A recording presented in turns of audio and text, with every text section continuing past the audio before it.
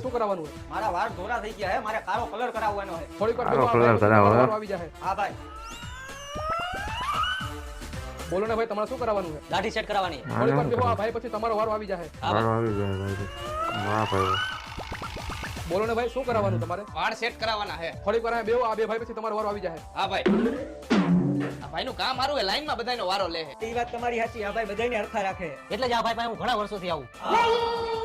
બોલો ને ભાઈ તમારે શું કરાવવાનું છે? વાળ કપાવવાના છે, દાઢી કરાવવાની છે, હાઇડ્રા ફેશિયલ કરાવવાનું છે, હેર સ્પા કરાવવાના છે અને સાઇનર કરાવવાનું છે ભાઈ. કીધું હોત તો ભાઈ તમને હું ઘરે તેડવા આવે. તમારા જેવા ગ્રાહક તો કોક દીક જ આવે છે અહીંયા.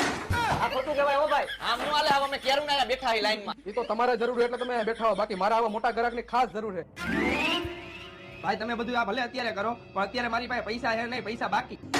નીકળાયથી વહી જાય કે ડોકો કાપી નાખી. નીકળ હાલ આમ. તારી મેં 3 ગ્રાહકને જવા દીધા મેં.